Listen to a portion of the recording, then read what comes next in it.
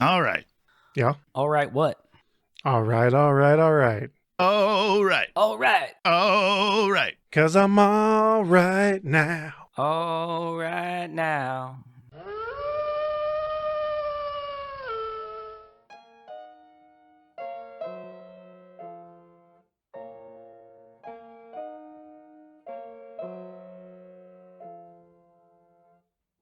Welcome to Butcher Block Horror Podcast, where we exhume horror movies from the past and cut into what makes them so delectable. I'm Kane.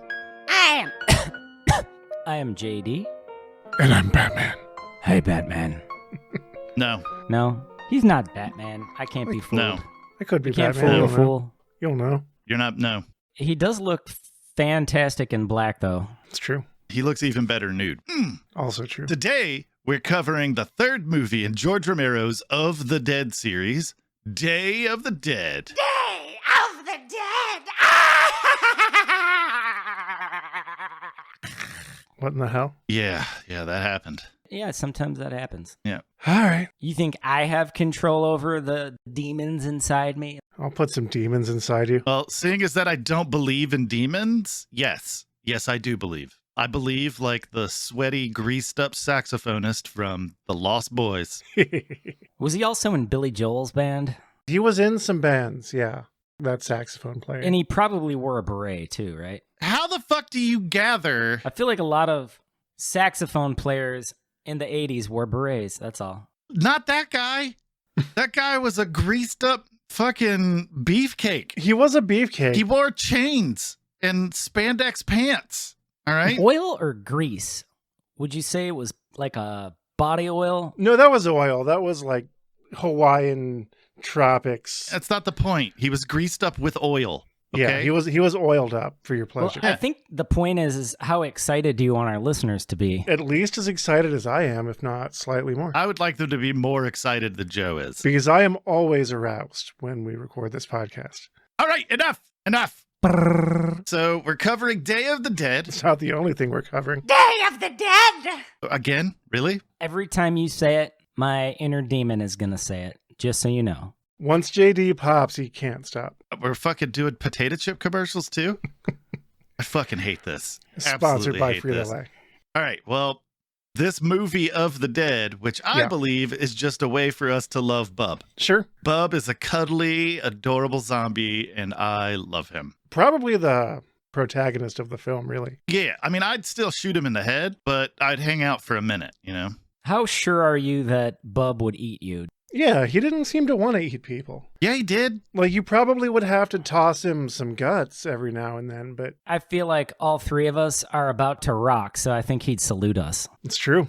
AC/DC as well. Great. All right. Well, if you enjoy the taste of these feasts of fright, I'm convinced that you have serious issues and should probably contact a medical professional about it. But if you do enjoy the taste of these feasts of fright, then make sure you review us wherever you consume your podcasts. If you YouTube, make sure to smash that like button. Yeah, brother. Crush that subscribe button. Yeah, Oh, get in very the Butcher Block gently. Army. Get Very gently and deliberately caress that bell so that you're Lightly caress the bell. notified anytime that Brainworms Presents pollutes the airways with more content. Pollutin'. Make sure you check out our poorly cobbled together website. We give you Lootin' brainworms.com. and pollutin', like Captain Planet villains. Pretty sure that's where you go to join our Funky Fresh Discord server, which is Yeah. definitely funky. It is. I don't know if I can attest to its freshness. It might not be so fresh anymore, yeah. It's pretty funky. The funk may have overwhelmed the fresh. Yeah, it's mostly just our funky Discord server. Yeah. The funk of 40,000 years. All right, Vincent. And if you would like to support the show directly, you can click on that Patreon link. All right, so let's not dilly-dally, all right? Okay. We've already talked about George Romero. My guess is that we've probably talked a little bit about the fucking producers of this film. Yeah, Richard P. Rubinstein. Absolutely. We've got an awful lot of story to tell because a lot happened, all right? Did Not it, all of it though? was great. A lot of goofy shit happened that needs to be talked A about. lot of it was kind of stupid. It was. So when I was a young man, When I instead was of a the young old, warthog. I'm gonna Hakuna Matata. Hakuna Matata. Okay. Everything's cool. All right. But yeah, when I was a young man, we used to have a saying which I've grown past this, right? I don't believe this now, but when I was younger, Back in my day. it was night, dawn, day, never return. That was the order, and the other of the Dead movies hadn't been made yet. So it was Right. night, dawn, day, never return. Like I loved Night of the Living Dead. I thought Dawn of the Dead was awesome too. Day, not as good, but still okay. And then I actually disliked Return of the Living Dead because of the comedic approach it took. Mhm. Will we talk about the porn version of this, Day of Giving Head? No. JD, give us a quick rundown of the director and the producer of this movie so that we can get to the good bits. Which Make is it talking about this fucking fever dream of a zombie movie. You got it, baby girl, but I can't promise it's going to be quick. This film, Day of the Dead, Day of the Dead. sorry, it has 2 release dates, June 30th of 1985, and that was just released very limitedly in Hicksville, New York, and then released everywhere else in the U.S. Wait, I gotta know. Is Hicksville filled with Hicks? I don't think so, being that it's in the It's in New northern York. quadrant of this country. Yeah. So there's New York City, right? Yeah. And there's Buffalo. But there's still an awful lot of New York that's not what you imagine when you hear New York. So you're saying like Americans in general are just kind of inherently hilljacks unless they're in the urban center? No, I'm not saying that. What I'm saying is that there's a consistent narrative that's being written that the further away you are from other people, Mhm. like population density, the less likely you are to not be a hick. That was a bold statement. It was a hot take. Yeah, that's kind of why I let it just hang in the air for a minute, just to, Mull it over. yeah. All right, so let me continue. I'm glad that I'm being rushed through talking about my hero, George A. Romero, so then that way we have more time for utter nonsense. Look, man, we talked about George in every season of this show. And rightfully so, Yeah, I don't see sir. the problem with that, yeah. No, what new information can you give? Plenty. I'm going to talk about the man's fingernails. I don't know. Wonder what he smells like.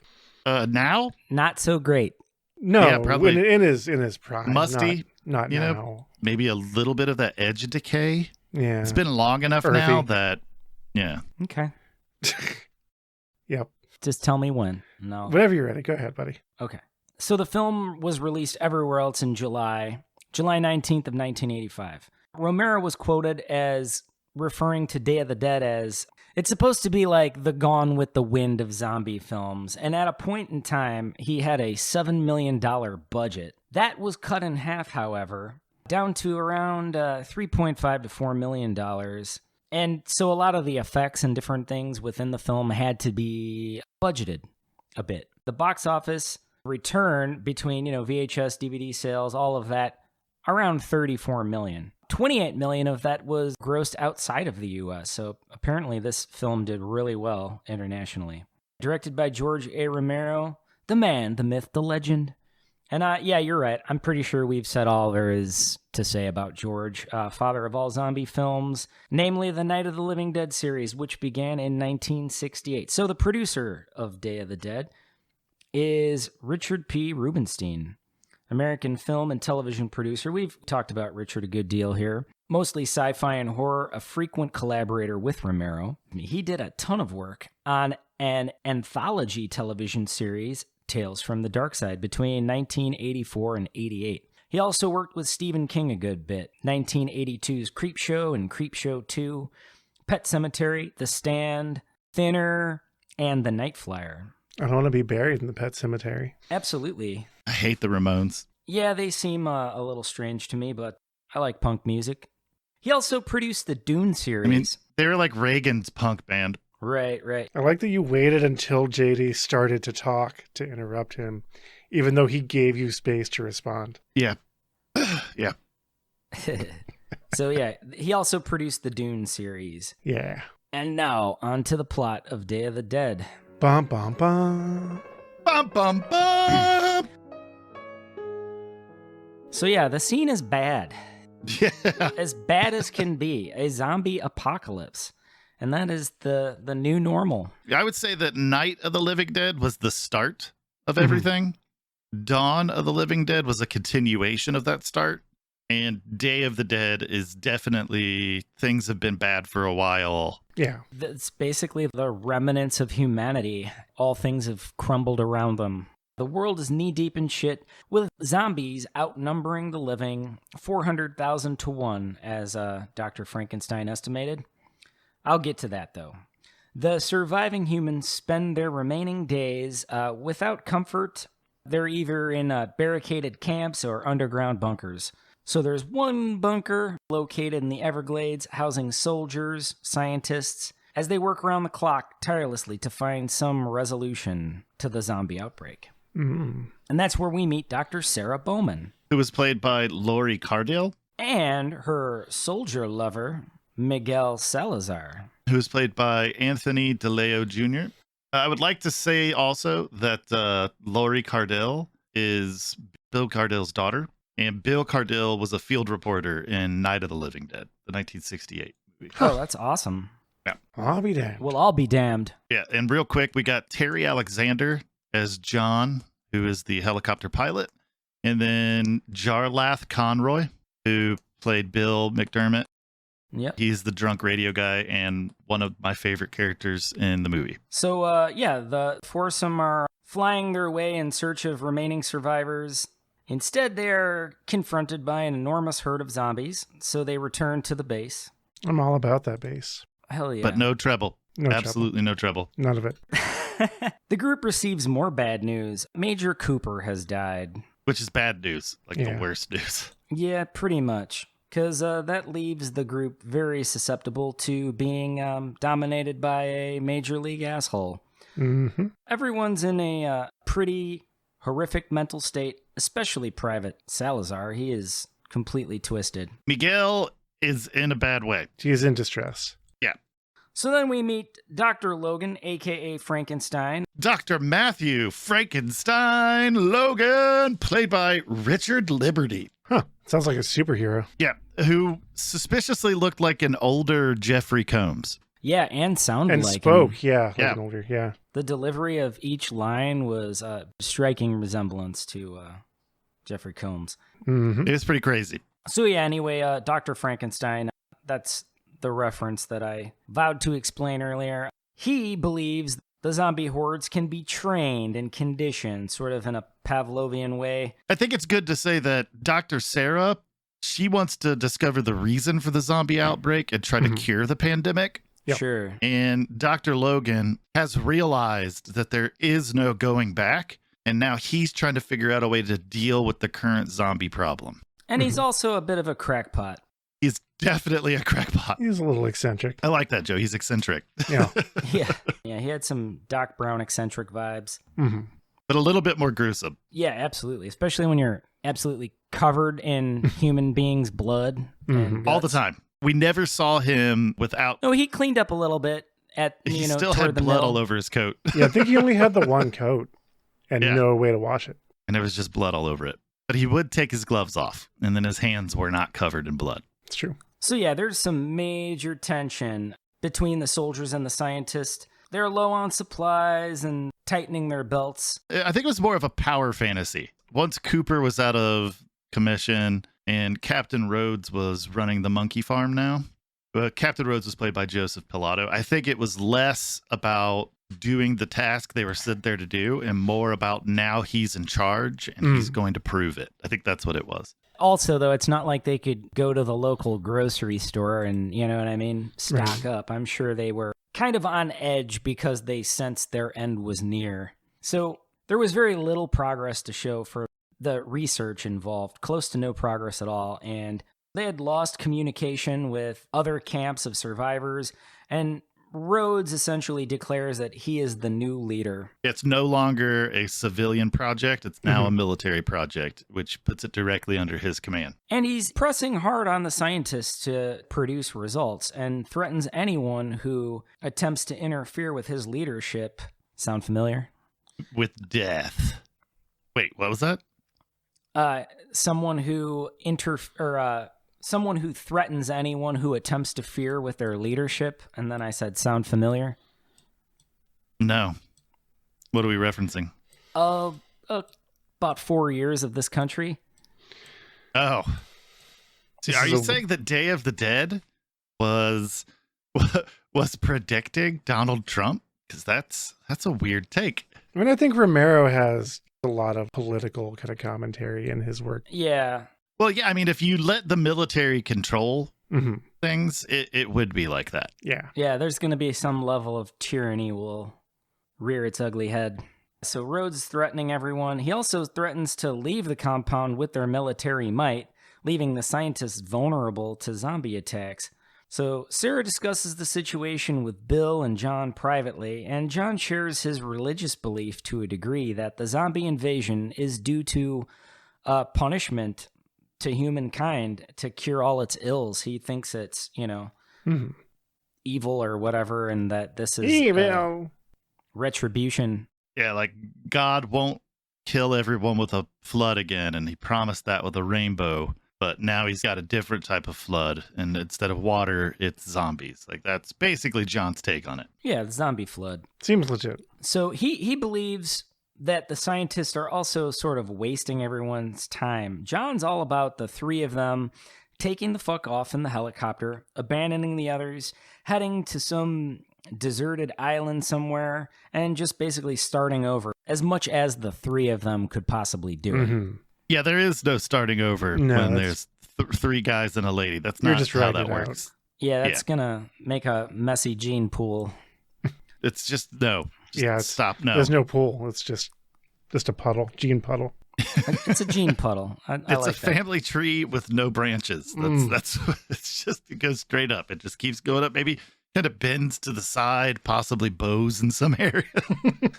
But it's definitely not a way to keep the species going. It's a better idea just to don't breed, walk hand in hand into extinction, but like get drunk, smoke some pot. Yeah, have fun on the way out. Which is honestly the solution to a lot of problems. You're just saying that because you're a raging alcoholic, Joe. That's true. He's saying just enjoy your time and be present. Yeah, that's what I was saying. Yeah, I wasn't totally about to go on some weird nihilist screed. Keep going. Yeah, involving substances. Yeah, I get it. Sure, whatever. So yeah, we have our eccentric Dr. Logan, who is trying to share with Rhodes that, I love the scene where he's just like, I just want some food. I'm hungry. I've been doing research. Do you have food? Well, Rhodes is being a commanding prick. He never got any food. Nope, he never did. He never got any food, yeah. I would say that also adds to, because everyone's hangry, and what really can you accomplish once you're hangry? Get them a Snickers. They needed a Snickers. Yep. Yeah. They really did. They all needed to be tackled by Betty White. So I do think it's also important to note that as soon as they got back from this helicopter mission, they get sent down to collect specimens for Dr. Logan. Mm-hmm. Yes. And that's when we meet Walter Steele, played by Gary Clark. Total douchebag. Hated this guy. Everybody in this movie sucked except for like two characters. Yeah. And then Robert Rickles, who was played by Ralph Morero, which it's funny is that, I don't know the nationality of Ralph Morero. I know that the last name is of Spanish descent and that most people that have that last name live in Cuba. Mm-hmm. But there's a lot of racial slurs thrown. Yeah. The military faction were very aggressively racist. Yeah. Specifically Steele. He was a real asshat. Yeah, although a surprising lack of 80s homophobia in this movie. Yeah, none of that. There was none of that. It was just racist. age-old racism. Yeah. What is it? 2 steps forward, Yeah. 2 steps back. 6 We're still kind of in the same spot. Sure. Yeah. But the reason that I bring them up is because I wanted to talk about their catch process for zombies. Oh, sure. Because it seemed needlessly complex. Sort of resembled factory farming. Yeah. Why do they need 2 at a time? I don't understand. I assume that's just what the crazy doctor asked for. That's fine. You could get him 2, right? Mm-hmm. But get the one secured. Oh, and then get the other. Yeah, that makes sense. Right. Once the one is secured and ready to be locked up, then you get the second one. Yeah, that tracks. Don't know why they felt the need to have both zombies at the same time that like one person at a time is supposed to control. Because if they had those neck holder things, if they had 2 of those on each zombie, it's not going anywhere. Right. Because there's two forces opposing it. Right. They could just control it, take it where it needs to go, Mm-hmm. chain it up, and then go back and grab the next one. Like they could just do that safely. Oh, sure. I know who I'm voting into leadership when the zombie apocalypse begins. That would be the worst idea ever.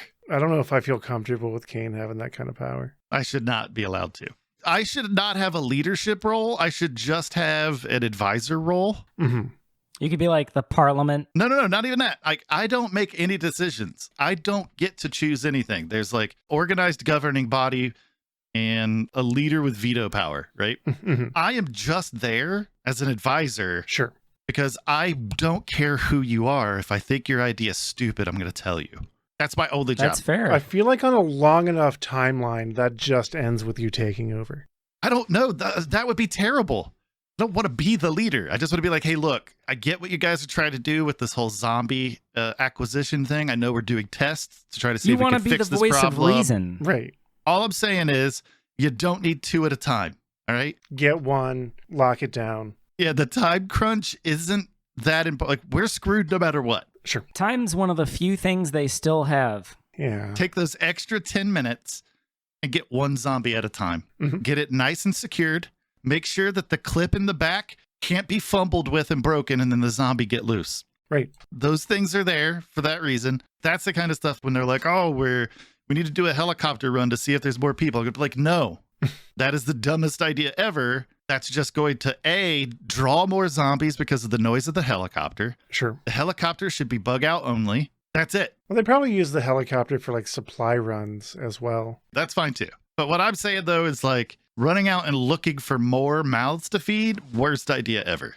Like you're a research facility trying to discover the origin of the outbreak and ways that you could fix it. You are not a rescue team. Right. You're Focus not on exactly. Just do your research. That's it. If you need to go out and get supplies. Oh, also, all right. So this is going to be a minor tangent and I apologize. Yeah. The helicopter pilot teaches at least one other person how to fly the goddamn helicopter. Yeah. That way. Yeah. You don't need one person. Yeah. The radio operator guy teaches at least one other person how to operate the Right. radios. All right. Yeah. It should be more. Or start building them a suit of armor. Like an Iron Man suit. Just something. Just Sure. anything to, preserve them. Not even like an Iron Man suit, just a suit made out of zombie. Stitched together Frankenstein style, a bodysuit made out of zombie. Uh-huh. So he could be like Bill Murray in Zombieland. Yeah, that works in some zombie universes. It doesn't work in others. I don't know if it works in this one. I'm going to assume that it does Okay. because it doesn't hurt me to assume that. That's fair. Because this is a fictional world. There's never going to be a zombie apocalypse. Right. Well, But yeah, you make the suit instead of an Iron Man suit, which, if you've got millions or hundreds of thousands of zombies peeling away at that suit, sooner or later parts are going to come apart and they're going to get openings and they're going to eat you. That's why you shoot them with your hand lasers. But if you're made out of zombie, you blend in. Right. yeah, number one, you're going to blend in. You're going to start smashing skulls, right? And they're not even going to realize that they're being smashed by a human. They're going to think nothing because they just want food. That's all zombies worry They're about. being attacked from within. They don't expect it to come from inside. Although this movie starts to hint at what we see in later Romero zombie movies, like the later of the Dead movies. We start to see memory retention. Yeah. We start to see an awakening of some sorts with Bub, my favorite zombie. Yeah, they become more sentient. Exactly. Yeah. Which we continue to see in the later of the Dead films. Exactly. All right. So Rhodes has taken over command. It's no longer a scientific mission as far as he's concerned. It's a military mission. If he doesn't see results, they're getting the fuck out of there. And he's a psychopath willing to murder people for not sitting back down. His own people. Yeah, he was going to shoot that soldier. He was going to shoot Steele, which couldn't have been a bad thing, Yeah, he could have used a new hole. in his forehead. Just anywhere, just to stop his terrible mouth. Yeah, so Dr. Matthew Frankenstein Logan, he's been specifically working on Experiments, which I'm about to talk about. One particular experiment is his star pupil named Bub. I love Bub. Yeah, Yeah, he that's shares great. his experiment of Bub with Rhodes, and Rhodes is thoroughly not impressed. He's one of Dr. Frank's many creepy, bizarre experiments. He's seemingly harmless, and he behaves in a semi-normal way. He's curious about the world. Yeah. He is. He wants to know how things work, and he remembers bits and pieces of his life. Am I the only one that thought it was adorable when he started shaving his face and little chunks was coming off? That was pretty cute, yeah. Yeah, it was endearing. It was. And then him finding the Stephen King book, which I love the fact that George Romero and Stephen King were friends. But he's like flipping the pages like he knows what to do with it, but just can't grasp that last part of it. Just enough of his brain was firing there. Yeah. Bub loves his tunes. He's also a big fan of the headphones. Mm-hmm. Is that Ode to Joy that he was listening to? Yeah, I think that's Ode to Joy, yeah. He was real stoked about that. Yeah. Although I still think he should have gotten to enjoy like some Judas Priest. Maybe Painkiller. That might have been a good album for him to listen to. Definitely not Slayer. No Pantera. Right? We don't need... What about like some real metal though, like Cannibal Corpse? No, definitely not Cannibal Corpse. He'd be like, wait, they're singing about me. About Motley Crue. Ugh, shut up, Joe. Put the beer down, all right?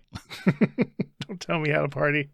So yeah, Bub loves his tunes, and he's pretty limited as to what he can do. He could sort of string a garbled sentence. Not really, though. And he can salute the egoic Captain Rhodes. Mm-hmm. And he was gradually improving throughout the movie, so who knows what his He was potential getting was. better. Yeah. So Logan may have been onto something, but just had not the resources to see it through. Yeah. Or the mental stability to see it through. He was a little off mentally, yeah. Yeah, I don't want to like talk badly because mental illness is an actual illness, and sure. people should get the help they can. But for this movie, I think they do specifically point out that Dr. Logan has lost a connection with reality. Mm-hmm. Like he's still got some of it; it's still some tethered there, but for the most part, his ability to recognize danger, his ability to decipher moral or ethical boundaries is just gone. Well, and really, I feel like this was a deliberate, storytelling choice. No one in this movie were doing really great mental health wise. And how could you be? Except for Bill. Bill was fine. He was making jokes, even at the end. He drank himself into a kind of stableness that the other characters weren't able to achieve. I don't know if that counts as... I think that if you need to constantly drink to keep yourself kind of maintained, I think that might be indicative of the fact that you're not really doing okay. All right. You're right. Yeah, I don't think anybody was okay. I just really loved Bill. He was a very good character. He was probably the most likable, aside from Bob. Yep. So anyway, yeah, a little quote from Logan that stood out to me the most was, "Civility must be rewarded. If it's not rewarded, there is no use for it." Very kind of dark, pragmatic thought process on civilization. Kind of trains run on time kind of attitude. Yeah. But Rhodes he's not feeling any of that. So they periodically go on zombie roundups. It seemed to be what they were doing at the beginning of the film. Remember when they were like, super hey, inefficient. Is anybody there? They're screaming it into that little megaphone thing. Mm-hmm. Yeah. And they were just really trying to capture zombies.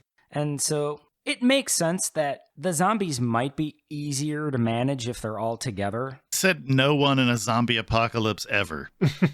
Well, I guess, they have their little corral and they seem to think that that's the way to do it. So Inefficient. Terrible way of doing it. I would have shot Steele right in his mouth. Okay, wait. All right, see? That's why I can't be in a leadership position. he probably needed the bullet, though, like I said. So, yeah, anyway. So we've learned that Logan is trying to redirect zombies into being less aggressive with a reward system and kind of retraining them to remember their lives before they were zombies. That's kind of where the story's headed. Communication and civility is breaking down within the facility because they're dwindling supplies, and Captain Rhodes is a megalomaniac. Oh, and we should probably talk about the fact that Miguel's getting worse and worse. He's getting more twisted. Yeah, he's in a bad place mentally. So yeah, one of the zombies escapes on the current mission, and Miguel is distracted, and two soldiers catch the big ticket. Privates Miller and Johnson, they bite it. Miller was played by Philip G. Kellums, and Private Johnson, drum roll please, was played by Greg Nicotero, who is an amazing special Mhm. effects artist. He's the guy. He also worked on the film as one of the horror movie makeup people, Yeah. which we'll get to. So Miguel tries to kill the zombie who killed the soldiers, but ends up getting bit on the arm. And he lets out a good scream and takes off with Sarah chasing after him. So Sarah, Bill, and John they kind of have to help amputate Miguel's arm before it... Beautiful effects. Yeah. Oh, absolutely. They cauterize the wound and, all to prevent Miguel from turning. So Rhodes calls for an end to all experiments. All the captive zombies, he wants them terminated. He basically is trying to just break the ties between the scientists and the soldiers because that relationship doesn't really work for him. He just wants to be a tyrant at this point. Sarah and Bill make an intensely morbid discovery. Yeah. They find Dr. Logan's audio recordings, ramblings, while he's, wired to Johnson's decapitated head. Now they believe Logan to be entirely insane. They have lost their faith in his experiments. Bill makes the executive decision that the three of them should take off in that helicopter ASAP. Rhodes finds out about Logan, who he preserved his star pupil, Bub, despite the demands he made. Because he had been continuing to feed Bub. Remember that scene where he's got like a bucket of chunks? Just a bucket of dead soldier chunks to reinforce his good behavior. You never feed me chunks, Kane. You don't feed Joe chunks? You need to take better care of your Joe. First and foremost, the amount of alcohol that he consumes on any given day makes him have zero appetite. What am I supposed to feed him? Joe, I try to give you bread. What do you say?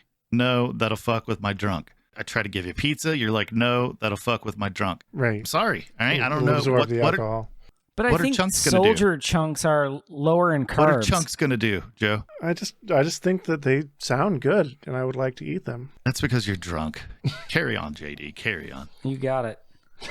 So, Dr. Logan was feeding Bub chunks of dead soldiers to, like I said, reinforce the good behavior. So naturally, Rhodes kills Logan and takes command of the remaining scientists plus the non-military personnel, and he seizes any weapons. I'm sorry. I have to interrupt you again. The second you mentioned seizing weapons, another thing that would have to happen, I would instill this in the military leadership from day one, would be train your soldiers, short bursts, always aim at the head. Oh, yeah. Please do not fire fully automatic. Yeah, people were just hosing full auto fire. That's why their ammo stores were dwindling. Oh, it's yeah. because instead of taking precise single shots and blowing zombie heads off, they were just spraying them with bullets. Mm-hmm. Sorry, JD. It just bothered me. Yeah, so Captain Rhodes takes their weapons and he's gone over the edge. He's killed Dr. Logan. Now what happens? So Rhodes, his prisoners, his soldier crew, they attempt to force John to fly them all the hell out of there, but John refuses. And in response, He says, no, no, no. He didn't say it like that. I just wanted to do. I'm real squirrely. Sorry. oh, you're good. You are kind of high energy today. Tonight's stream's going to be stupid. Yeah. Twitch.tv/count_canula. We did it again, JD. I'm sorry. We broke JD again. So yeah, in response, Rhodes murders Fisher, who was Logan's assistant. Who was played by John Amplas. And then he locks Bill and Sarah inside the zombie corral along with the remaining zombies. That's not a nice thing to do. Yeah, Rhodes is a real dick. He then orders Steele to work poor John over. He wants him to beat the shit out of John. Put the boots to him. Yeah, to make him submit, to bend to his will. Anyway, zombie Bub escapes his chains and finds the corpse of his old pal, Dr. Logan. And he mourns his loss. It's a display of emotion, and in the spirit of revenge... I felt so bad for Bub. Mm-hmm. Yeah, he really did. He was feeling down and out. It was sad. A little blue in the face. So Bub grabs a pistol and goes on a hunt, presumably for Rhodes. Any human in military clothing. Just anyone that would soothe his anger and that he could seek revenge on. But I think since he wasn't there to see Dr. Logan get murdered, I think he's just like, well, if you're wearing a military uniform, I'm going to assume that you were part of the problem. I'm taking it out on you. Yep. So now Miguel, crazy Miguel, he heads off half-cocked and makes his way to the outermost gate of the compound and invites in the hordes of undead, and they feast upon his own flesh in suicidal fashion. On his way out of existence, he lowers the gate, giving the hordes access to the base. Meanwhile, John whoops ass on his captors and takes up arms and heads over to the corral in an attempt to rescue Bill and Sarah. Which is pretty badass. Mhm. Oh yeah. The zombies are now inside and Rhodes splits. So Torres and Rickles are eaten by zombies, and a bitten Steel, he finds his own way out of existence, a little headshot. Mhm. Yeah. Which was a better death than he deserved. Way better death. Yeah, way better. I was so hoping that he was going to pull the trigger and it was just going to be empty and they were just going to feast on him. That would have been better. You know, especially because following that, we see a few of the soldiers just literally pulled apart by zombies, and you kind of felt that they got the death that Steel had coming. Mhm. Yep. And I feel like George did that on purpose because there's that sense of like, ooh, we just missed it with Steel because Steel got the easy way out. Right. Yeah, he really did. He was lucky he still had a bullet. So yeah, Bub serendipitously finds Rhodes, and he takes a shot at him.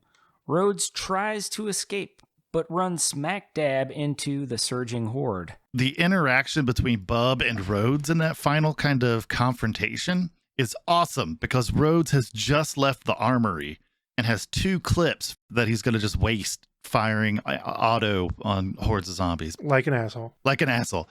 But he's got the clips and he's running down the hall and he hasn't even loaded the gun yet. And then Bub fires a shot off at him and he has to run.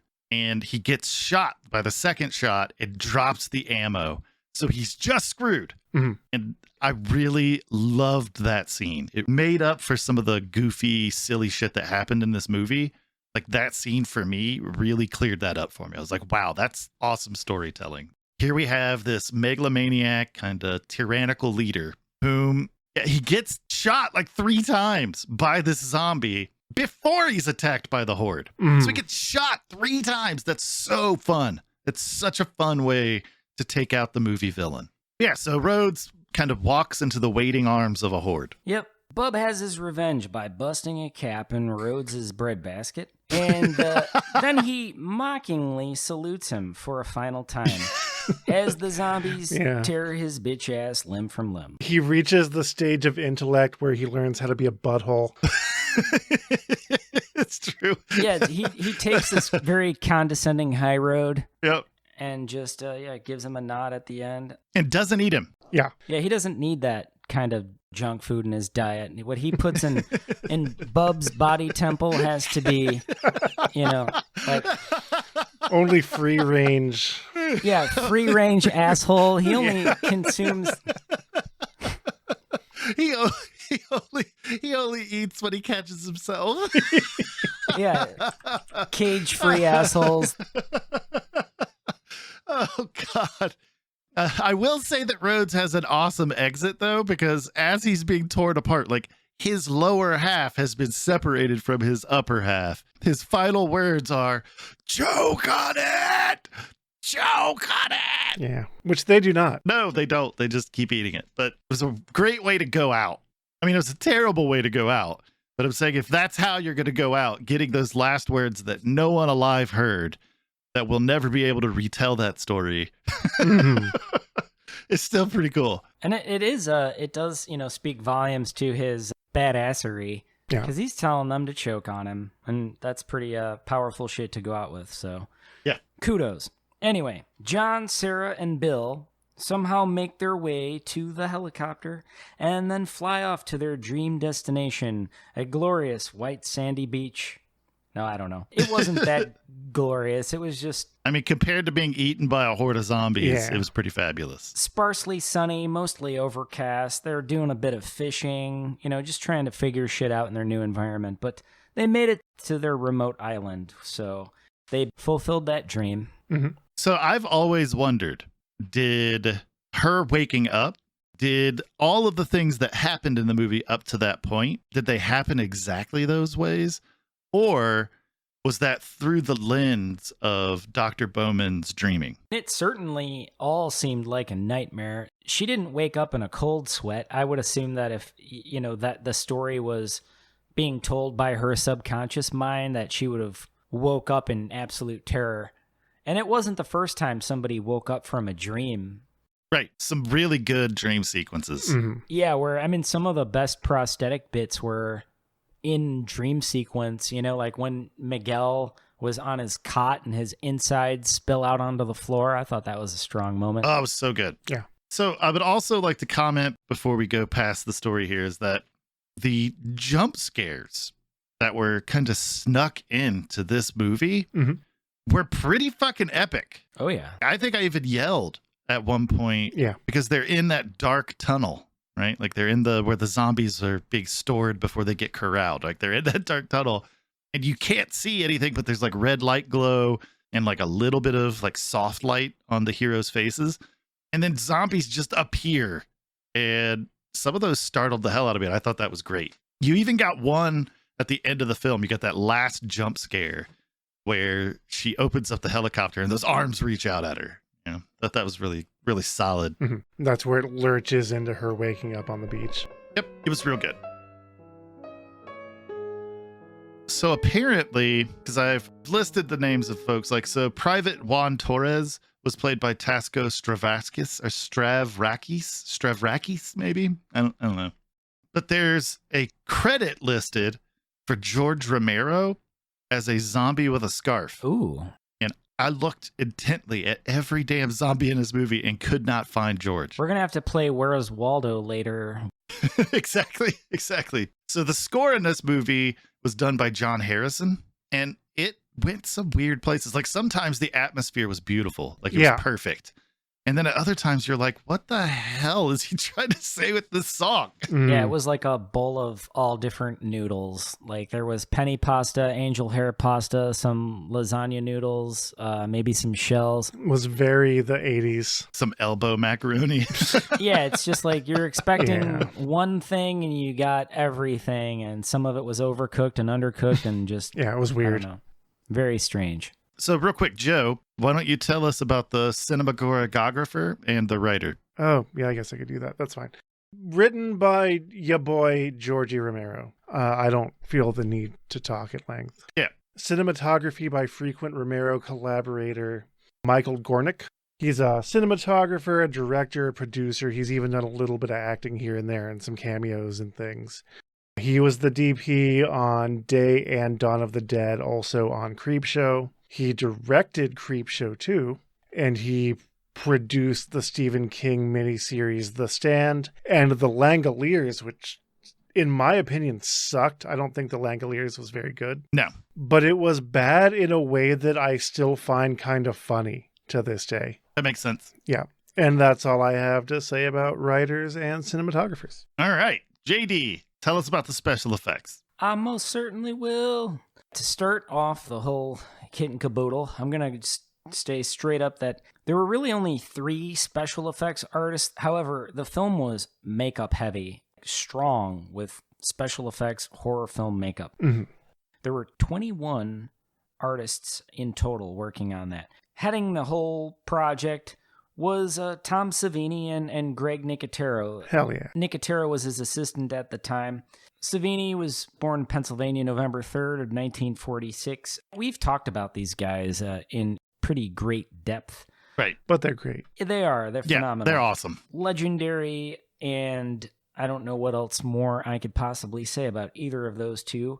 Howard Berger is another iconic figure that we've discussed in great length. Everett Burrell, he worked on Pan's Labyrinth, Prometheus, Hellboy. There was David Kindlen, also part of the makeup crew.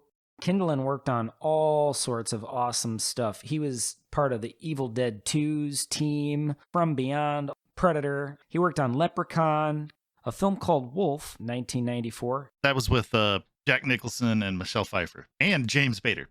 And Basket Case 3, Gremlins 2, Underworld, The Blob of 1988. Nice. Yeah, so tons of classic films, bunch of movie makeup experience involved on this.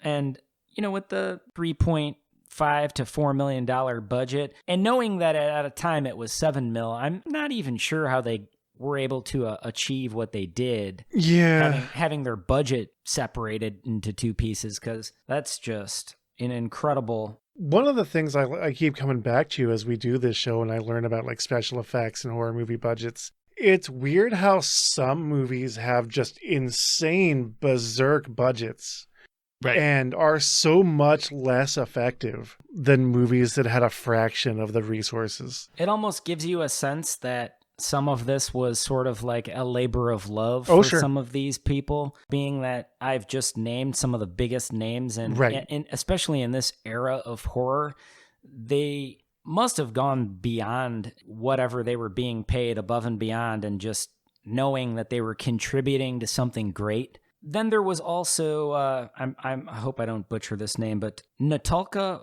Voslakov. Natulka worked on Creepshow of 1982, and then a film called Flesh Eater of 1988. So that was pretty much, there were assistants and other people with very specific jobs, but those artists were basically the heads of the horror makeup. The special effects, we have Howard Jones responsible. Jones worked on Hannibal, 2001. And did a bunch of other Romero films like Two Evil Eyes of 1990, Monkey Shines of 1988, and Creepshow of 1982. Then we have Steven Kursov. And, well, there weren't really any other horror films for Steven. The last person I can name having a nice role in this for special effects was Mark Mann. And Mark Mann really only worked on a horror film called The Demon of 1983. Mark Mann, also a superhero who was bitten by a radioactive mark.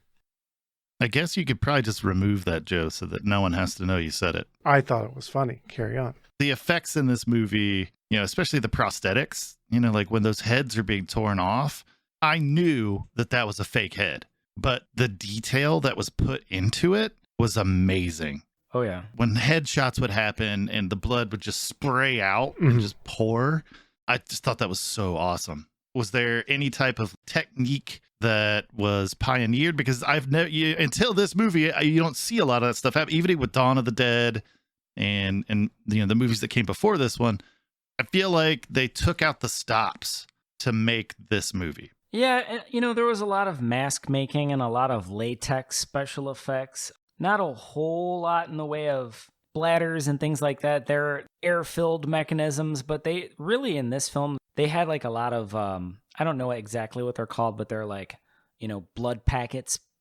And, they're exploding on cue and things like that. The bites in this movie physically hurt. Like, does that make sense? Like, I felt them. Oh, yeah. The bites were crunchy. Yeah, like watching those bites happen, I had the sensation of like what that would feel like. That popped into my head while we were watching this. Mm. And that didn't happen in the other of the Dead movies that I watched, or in the of the Dead movies that come out later. Those bites were some of the best zombie bites I think I've seen. Yeah, the flesh tear away was pretty believable. They sold it well. And all of that really happens by way of prosthetic latex and things like that. I know that they probably used a good of, some butcher shop items. They must have went to the grocery store, I would assume, because there was a lot of animal product in this film. Lots of sausage links. Yes, there was. Mm. All right. Well, do we have anything else to say about special effects? Yeah, that pretty much covers it. All right, awesome. Let's go ahead and move on to personal experience with the film. Joe, start us off. Yeah, I had never seen this movie, not for any reason. I just never got around to watching it, I guess. I'm afraid I almost spoiled parts of the movie. Like, I did a little bit. A little bit, but it was fine. I just didn't realize you'd never seen it. So, yeah, I didn't really either until, I don't know. I just never got around to watching it, I guess. I don't know. It's one of those things. Because you guys weren't there for the movie watch party, but JD and I knew that Miguel was bad news and that things were going to need to be done about Miguel. And we ruined that for Joe. Yeah. So that's what I'm talking about. But Joe, I'm sorry. I keep interrupting. No, you're fine. You're fine. Squirrely brain. Sure. I liked it There was kind of an overwhelming 80s-ness about it. Like the kind of Balkan skull-ass military guys and that kind of over-the-top villain acting. A lot of overacting in Yeah, general. a lot of over-the-top acting that kind of took me out of it in a lot of ways. Mm-hmm. But it definitely, like, it was a very good horror movie for sure. More of an action horror than like a straight-up horror. Again, because of that 80s-ness. It felt a little more like an 80s action film. But you can definitely see its influence on, and this is true about every George Romero thing that came out before probably the 90s. You can definitely see how it influenced everything that came after it. Absolutely. In some cases, I would argue, like, The Walking Dead pretty egregiously ripped off this movie in very specific and distinctive just beats, like the zombie hands on the fence. And in certain moments just felt like they were just wholesale stolen by other things. I would like to say that Greg Nicotero is one of the main forces behind The Walking Dead. Right, absolutely. So some of those aesthetic things that you're talking about, Right. Carried over along with For sure. him. they're going to carry over because that's what the dude did that in this movie. It's not really ripping off. It's just a continued use of that style. That makes sense. Yeah, I see that. But I get what you're saying. Mhm. If you take Greg out of it, right, and you're just going, oh, look, The Walking Dead basically just reshot with slightly better prosthetics. Yeah. This entire sequence of events. Yeah, there were a few moments that like, oh, okay. But yeah, I liked it. I've never seen a George Romero movie I didn't like. You've obviously never seen Martin. No, I haven't. I also haven't seen, what is it, Night Riders, which I've heard is also not very good. Also a rough one. Sure. All right, well, let's get a zombie rating in there, 1 Yeah. to 5. Visually, they were probably the best looking zombie special effects we've seen so far this season. A problem that I had with them is that I feel like a lot of work was put into making each zombie distinctive. Yep. This is like a football player zombie, and this is a circus clown zombie. And these zombies have very distinctive headgear, which I feel like made them less scary. I can get behind that. The scariest zombie moments for me in zombie films are when the zombies are just this faceless mass horde. And I feel like that kind of made them less frightening for me. Right. So the culmination of those factors, I feel like makes them like a 3 out of 5. Excellent. All right, JD, personal experience with the film, followed by your zombie score, 1 to 5. So yeah, as far as my impression goes, I feel like this is another one of Romero's incredibly powerful socio-political commentaries. I mean, just the tyrant involved, the character of Rhodes, just showing that the living do more harm to the living than zombies do. Mm-hmm. And that's such a reoccurring thing in zombie The films. monster is us. The monster is us, right. And, you know, I just think that's a powerful thing to capture. And I don't know, I remember seeing this movie at quite a young age, actually. Probably, well, in most of the cases of the films I've seen as far as horror goes, most of what I've observed was at a young age. But this one in particular, I was a pretty little kid and I didn't really even understand fully what was happening. I just knew that a lot of the stuff looked pretty cool. When did you first see it? Probably like 88 or 89, somewhere around there. How'd it make you feel? Very scared, but mostly fascinated with this picture of civilization if it had crumbled or collapsed. I think that to me was more terrifying than the zombies themselves. I feel like this film in particular, and in the string of Romero's franchise of zombie films, I feel like this one is probably the most terrifying of the three. There are the most elements all in one place of disaster because, you know, no one really gets along. I guess Sarah, John, and Bill do, but other than that, it's strife from top to bottom, you know?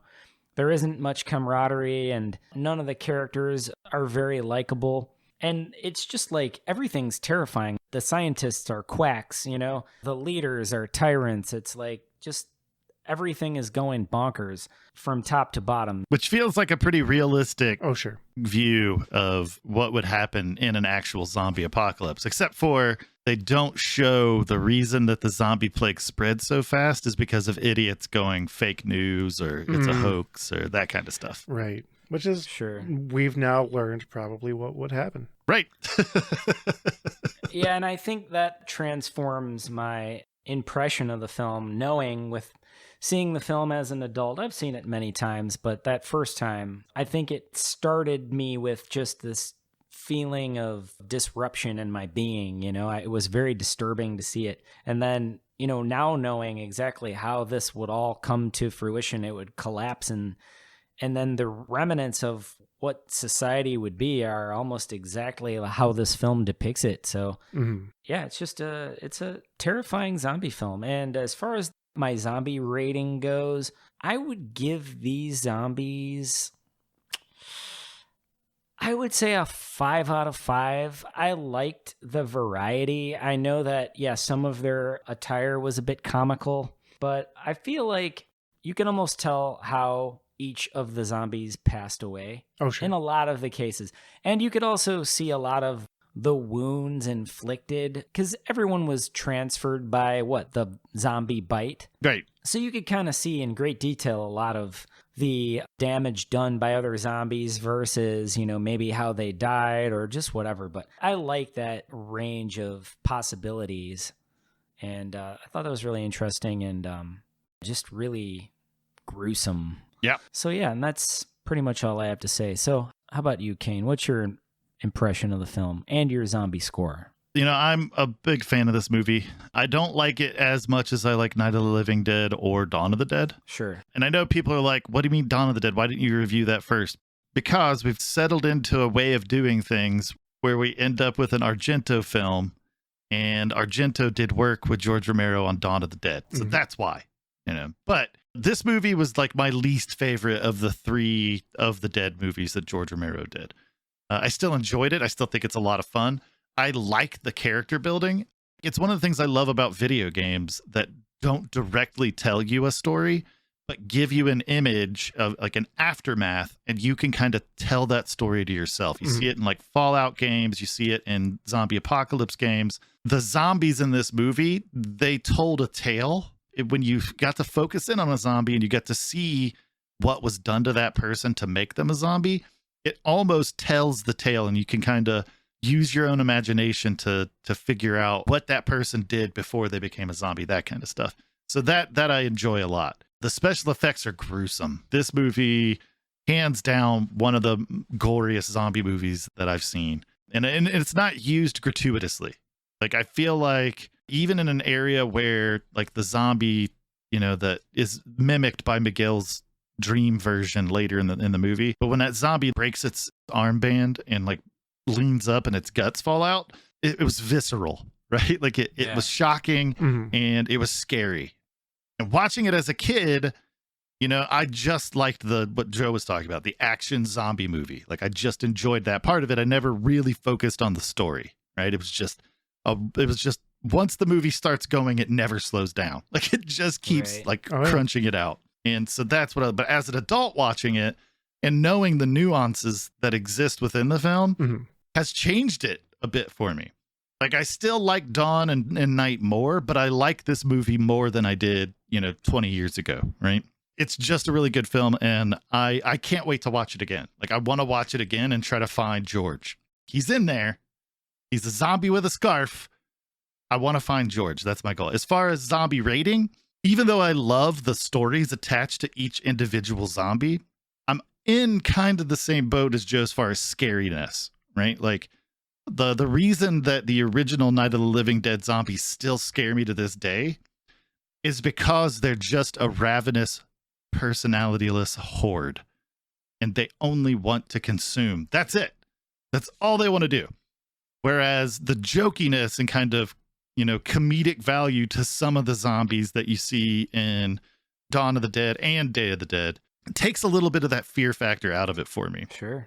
So I would grade these zombies as 4 out of 5. I get it. But I will say that it has one of the best openings of a zombie movie because we zero in on that zombie with their lower palate just gone, just tongue lagging out. And that was an amazing zombie. Yeah, that zombie was super cool. Yeah, absolutely love that zombie because the tongue was still lolling and it was nasty. really good. I loved it. But that's my personal experience with the film. Does anybody have anything else to say? I am good. Yeah, I think that's covered. Excellent. If you watched Day of the Dead, let us know what you think. You can find us most places that podcasts live. Most of them. If you do the YouTube, make sure to like and subscribe. Oh yeah, and click the bell. Sounds so forced, Joe. Whatever. Next week, we're covering Return of the Living Dead, which is going to be a pretty fun ride, I That'll be think. fun. Oh, yeah. Perfect balance of horror and comedy. Yeah. Au revoir. Yes. Bye everybody. Yes. Bye! I feel like a lot of saxophone players in the 80s wore berets. That's all.